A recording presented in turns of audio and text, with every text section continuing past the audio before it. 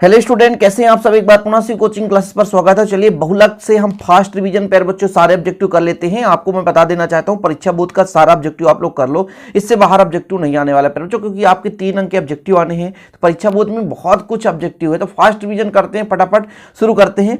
देखिए पहला क्वेश्चन है, बहुलीकरण जिनमें 2 या 2 से अधिक रासायनिक रूप से भिन्न एकलक भाग लेते हैं वो क्या कहलाता है प्यारे बच्चों। तो आप लोगों ने पहले भी हमने इसका कराया था समबहुलीकरण। 4 ऑप्शन है, योगात्मक, श्रृंखला, समबहुलीकरण, समांगी बहुलीकरण। तो इसका राइट आंसर है समबहुलीकरण। प्राकृतिक रबर मूलतः एक बहुलक है, किसका है भैया? क्लोरोफ्रिन का, नियोप्रिन का, आइसोप्रिन का, ब्यूटाडाइन का। तो इसका राइट आंसर है मेरे बच्चों आइसोप्रिन का। प्राकृतिक रबर मूलतः आइसोप्रिन का बहुलक है। निम्नलिखित में से कौन सा ताप दृढ़ प्लास्टिक है, मतलब दृढ़ प्लास्टिक कौन सा? पीवीसी, पीवीए, बेकेलाइट और आपका परसमेस। बताओ कौन सा है? तो इसका राइट आंसर बेकेलाइट। बेकेलाइट जो है थोड़ा सा दृढ़ होता है। बहुलक नहीं है, आईसीआई, टेफ्लॉन, नियोप्रिन, आइसोप्रिन। तो भी आपने पढ़ा आइसोप्रिन से बहुलक बनता है, तो आइसोप्रिन जो है बहुलक नहीं है। क्वेश्चन नंबर 5 देखिए, निम्नलिखित में से कौन थर्मोसेटिंग प्लास्टिक है? PVC, PVA, bakelite, perspex. तो राइट आंसर क्या हो जाएगा? थर्मोसेटिंग प्लास्टिक जो है वो क्या है? बेकेलाइट है। खाना बनाने के बर्तनों में कौन सा नॉन स्टिक के रूप में प्रयोग किया जाता है? कौन सा पदार्थ? बताओ। पीवीसी, पॉलीस्टीरीन, पॉलीएथिलीन, टेरेथलेट या पॉलीटेट्राफ्लोरोएथिलीन। बताओ 4 ऑप्शन में से कौन सा राइट आंसर हो जाएगा? तो पॉलीटेट्राफ्लोरोएथिलीन। ठीक है, ये आपका है प्यारे बच्चों राइट आंसर। निम्न में से बहुलक में नाइट्रोजन होता है? Nylon, polythene, PVC, terylene. किसमें आपका नाइट्रोजन होता है? तो आपका जो होता है नायलॉन प्यारे बच्चों, नायलॉन में नाइट्रोजन होता है। अगला क्वेश्चन देखिएगा, निम्नलिखित में से कौन सा प्राकृतिक बहुलक है? Starch, nylon, Teflon, Buena, S rubber. Right answer बताना है आपको, राइट आंसर आपको बताना है। चलिए, तो इसका राइट आंसर है स्टार्च। स्टार्च एक प्राकृतिक बहुलक है। पॉलीमर है, मैक्रोअणु, माइक्रोअणु, रूबी माइक्रोअणु, इनमें से कोई नहीं। तो इसका सही आंसर है मैक्रोअणु। पॉलीमर क्या है? एक मैक्रोअणु है। पीवीसी निम्नलिखित का बहुलक है, किससे बनता है? तो पीवीसी प्यारे बच्चों यहां पर देखिए, ये आपका CH2 CH2 CH2 CHCl, तो और यहां पर Cl CH2 CH2Cl। तो इसका राइट आंसर प्यारे बच्चों ये है CH2 CHCl। टेफ्लॉन किसका बहुलक है? बताओ। Vinyl chloride, ethylene, acetylene, tetrafluoroethene. तो आपका टेफ्लॉन जो है प्यारे बच्चों टेट्राफ्लोरोएथीन का बहुलक है। Option number D is the right answer. संघनन बहुलक का उदाहरण है पॉलीथीन, पीवीसी, आर्लोन, टेरिलीन। संघनन बहुलक का उदाहरण बताओ भैया। तो आपका टेरिलीन सही है। संघनन बहुलक का उदाहरण टेरिलीन। एलास्टोमर में अंतराणविक बल है? बिल्कुल नहीं, दुर्बल, प्रबल, अत्यधिक बल होता है। तो ऑप्शन नंबर बी दुर्बल बल होता है एलास्टोमर में। सेल्यूलोज का पूर्ण जलावघटन देता है, जलावघटन के फलस्वरूप डी ग्लूकोज मिलता है। सेल्यूलोज का जब जलावघटन कराते हैं तो डी ग्लूकोज मिलता है। सेल्यूलोज क्या है प्यारे बच्चों? पॉलीसेकेराइड, हार्मोन, वसा, प्रोटीन क्या है?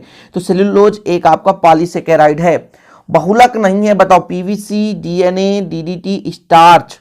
राइट आंसर बताना है आपको। तो भैया आपका जो डीडीटी है ये बहुलक नहीं है।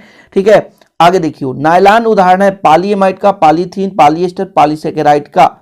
नायलॉन किसका उदाहरण है प्यारे बच्चों? तो पॉलीएमाइड का उदाहरण है। पॉलीएमाइड का उदाहरण है। नायलॉन 6 नहीं है। संघनन बहुलक, समबहुलक, पॉलीएमाइड, समबहुलक, सहबहुलक, समबहुलक, ये अलग अलग है प्यारे बच्चों। ठीक है, तो इसका राइट आंसर है समबहुलक नहीं है। नायलॉन 6 नहीं है, समबहुलक नहीं है। बेकेलाइट बहुलक है। चलो बताओ, इसका राइट आंसर बताना है आपको। बेकेलाइट बहुलक है तो 19 का हो जाएगा भी HCHO और फिनाल का मिश्रण। फार्मेल्डिहाइड है, HCHO और फिनाल का मिश्रण, बेकेलाइट बहुलक बनता है। निम्नलिखित में से जैव निम्नीकरण बहुलक है? Cellulose, polyvinyl chloride, polythene, nylon 6। तो इसका राइट आंसर है सेल्यूलोज, जैव निम्नीकरण बहुलक है। इसके बाद रिक्त स्थानों की पूर्ति करनी है। क्लोरोप्रीन बनाने में उपयोग किया जाता है, तो संश्लेषित रबर बनाने में प्रयोग किया जाता है। क्लोरोप्रीन संश्लेषित रबर बनाने में प्रयोग करते हैं। बहुलकों पर कौन सा आवेश होता है? तो बहुलकों पर कोई आवेश नहीं होता। बहुलक प्रकाश का क्या होते हैं प्यारे बच्चों? प्रकीर्णन करते हैं। बहुलक प्रकाश का प्रकीर्णन करते हैं। बहुलकों का अणुद्रव्यमान अधिक होता है, बहुत अधिक होता है। ग्लूकोज प्यारे बच्चों मोनोमर है, सेल्यूलोज का मोनोमर है। किसका मोनोमर है? सेल्यूलोज का मोनोमर है। सेलुलोज एक कौन सा बहुलक है? तो एक प्राकृतिक बहुलक है। सेलुलोज पौधों में पाया जाता है।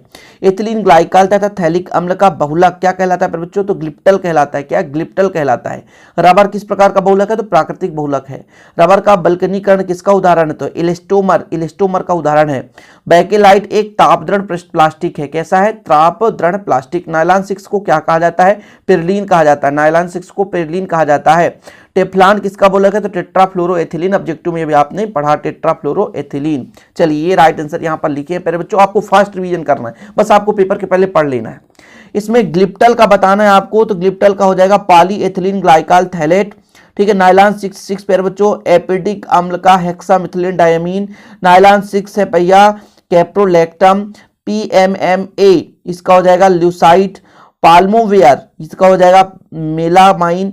टेफ्लॉन प्यारे बच्चों, टेफ्लॉन का यहाँ पे पॉलीटेट्राएथीन से बनता है।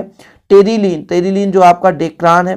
थर्मोसेटिंग बहुलक ये आपका है बेकेलाइट। थर्मोसेटिंग बहुलक बेकेलाइट। फिर आप एक शब्द में उत्तर दो, फटाफट बताओ प्राकृतिक बहुलक के उदाहरण। दो प्राकृतिक बहुलक का नाम बताओ। तो आपका पता है भैया, जैसे मान लीजिए स्टार्च और रबर बता दो, स्टार्च और रबर।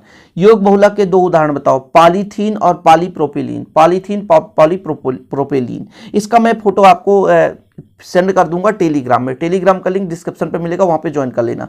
संघनन बहुलक के दौर ब्यूना रबर का रासायनिक नाम बताओ। बड़ा खतरनाक है भैया, ब्यूना रबर का रासायनिक नाम आपको बताना है। स्टायरीन ब्यूना डाइन रबर, लिख लो SBR, स्टायरीन ब्यूटाडाइन रबर। संश्लेषित रबर का एक उदाहरण, तो यही चीज है स्टायरीन ब्यूटाडाइन रबर, दोनों एक संश्लेषित रबर भी है और ब्यूना रबर। ठीक है। पॉलीथीन का एकलक क्या है फिर बच्चों? तो एथीन। पॉलीथीन का एकलक है एथीन। एथिलीन ग्लाइकॉल तथा डाइमेथिल थैलिक अम्ल के संघनन से प्राप्त बहुलक का नाम क्या है? टेरिलीन। क्या है? टेरिलीन। दो या दो से अधिक भिन्न एकलकों के बहुलीकरण को क्या कहते हैं प्यारे बच्चों? तो बोलते हैं सह बहुलीकरण।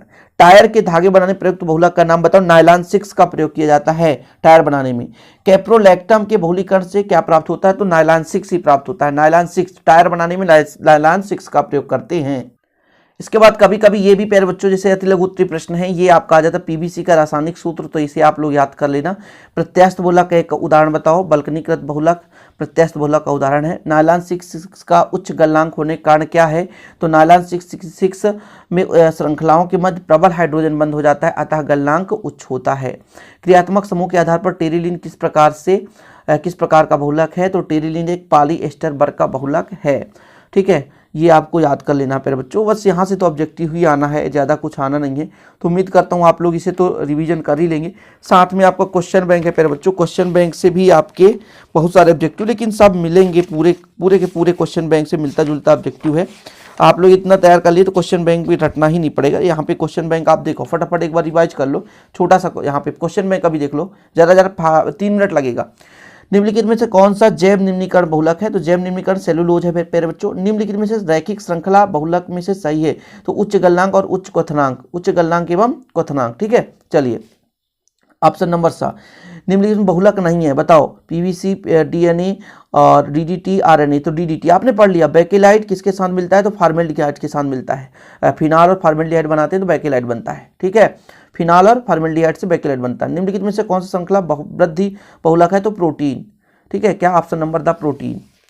आगे देखिएगा, बहुलीकरण जिनमें दो या दो से अधिक रासायनिक रूप में भिन्न एकलक भाग लेते हैं समबहुलीकरण कहलाते हैं। पता है ना, प्राकृतिक रबर का मूलतः एक बहुलक क्या है? तो क्लोरोप्रीन। प्राकृतिक बहुलक क्लोरोप्रीन। खाना बनाने वाले बर्तन में कौन सा नॉन स्टीन का प्रयोग करते हैं? पॉलीटेट्राएथिलीन। पॉलीटेट्राएथिलीन आपने पढ़ लिया, अभी परीक्षा बोर्ड में पूरा है। निम्नलिखित में से कौन सा प्राकृतिक बहुलक है? तो स्टार्च। क्या है? स्टार्च है। संघनन बहुलक का उदाहरण बताओ भैया। तो टेरिलीन। क्या? टेरिलीन। संघनन बहुलक का उदाहरण टेरिलीन। नायलॉन का उदाहरण बताओ। पॉलीएमाइड। नायलॉन का उदाहरण पॉलीएमाइड। आप लोग एक बार पढ़ के जाओ, रिवीजन कर, रटना नहीं है बस। यहाँ पे बताना बहुलक को किसी भी रूप में ढाला जा सकता है। तो ये भाई थर्मोप्लास्टिक बहुलक जो होता है उसको किसी भी रूप में ढाला जा सकता है। थर्मोप्लास्टिक बहुलक को किसी भी रूप में ढाला जा सकता है। पर्यावरण में अपघटित होने बहुलक क्या कहलाते हैं भैया? तो जैव निम्नीय बहुलक कहलाती हैं। जैव निम्नीकरण या जैव निम्नीय बहुलक कहलाती हैं। नियोप्रीन कैसा है? तो संश्लेषित रबर है। याद कर लो, नियोप्रीन संश्लेषित रबर है। रबर के बल्कनीकरण में सल्फर और कौन सा अभिकर्मक मिलाया जाता है? बताओ आप लोग। एक मिनट। रबर के बल्कनीकरण में सल्फर एक अभिकर्मक की भांति करता है। तिर्यक बंध अभिकर्मक की भांति कार्य करते हैं। यहाँ पर लिख लो तिर्यक बंध अभिकर्मक की भांति कार्य करता है। बहुलक पर आवेश होता है, बहुलक पर आवेश नहीं होता, ये पहले भी हमने बताया। ग्लूकोज किसका मोनोमर है? आपने पढ़ा सेल्यूलोज का मोनोमर है। एथिलीन ग्लाइकॉल का थैलिक अम्ल का बहुलक कहलाता है, ग्लिप्टल कहलाता है। क्या? ग्लिप्टल। बेकेलाइट एक प्लास्टिक है, थर्मोसेटिंग प्लास्टिक है। क्या? थर्मोसेटिंग। और भैया इसको ही हम बहुलक के रूप किसी रूप में भी ढाल सकते हैं, थर्मोसेटिंग प्लास्टिक को। चलो इसका बताओ। ग्लिप्टल का प्यारे बच्चों आपका पॉलीएथिलीन ग्लाइकॉल थैलेट। नाइलॉन 66 भैया तो एपेडिक अम्ल तथा हेक्सामेथिलीन डायमीन, नाइलॉन 66 बनता है इससे। नाइलॉन 6 आपका तो इसका हो जाएगा कैप्रोलैक्टम नाइलॉन 6। अभी आपने पढ़ा मेल्वोवेयर, मेल्वोवेयर का हो जाएगा मेलामाइन, मै से मेलामाइन। टेरिलीन प्यारे बच्चों तो डेक्रान, टेरिलीन तो डेक्रान, इसका संबंध अभी पहले भी देखा आपने। चलो इसका फटाफट ऑब्जेक्टिव देख लो। आप लोग देखिए प्यारे बच्चों, प्राकृतिक रबर में लचीलापन बढ़ाने पर अन्य गुणों में सुधार के लिए तिर्यक बंध प्रवेश कराने का प्रक्रम बल्कनीकरण। अभी ऑब्जेक्टिव में भी देखा ना, बल्कनीकरण में सल्फर एक तिर्यक बंध अभिकर्मक की भांति कार्य करता है। जब दो या दो से अधिक भिन्न एकलक एक साथ बहुलीकृत होते हैं तो इन्हें समबहुलीकरण कहते हैं। प्राकृतिक बहुलकों के 2 उदाहरण बताओ। रबर स्टार्च, ब्यूना रबर का रासायनिक नाम स्टायरीन ब्यूटाडाइन रबर। पॉलीथीन का एकलक क्या है? एथिलीन। 2 या 2 से अधिक भिन्न एकलकों के बहुलीकरण को कहा जाता है समबहुलीकरण। इसके बाद और कुछ क्वेश्चन है। टायर के धागे में किस प्रकार का बहुलक का प्रयोग करते हैं? नायलॉन 6। न टूटने वाली क्राकरी बनाने में बहुलक का प्रयोग होता है मैलाकाइन। प्रयोगशाला में बनाए जाने वाले बहुलक संश्लेषित बहुलक कहलाएंगे। कैप्रोलैक्टम के बहुलीकरण से कौन सा बहुलक प्राप्त होता है? नायलॉन 6। तो नायलॉन 6 कई बार देखने को मिलता है। ये है प्यारे बच्चों चैप्टर 15 के महत्वपूर्ण ऑब्जेक्टिव। इससे बाहर कुछ पढ़ना भी नहीं है आपको, इससे बाहर आपको कुछ पढ़ना भी नहीं है क्योंकि समय बहुत कम है और इतने में आप लोग अच्छे नंबर ला सकते हो। अरे वीडियो पसंद है तो लाइक करना, शेयर करना। मिलते हैं अगली वीडियो के साथ। बच्चा जय हिंद, वंदे मातरम।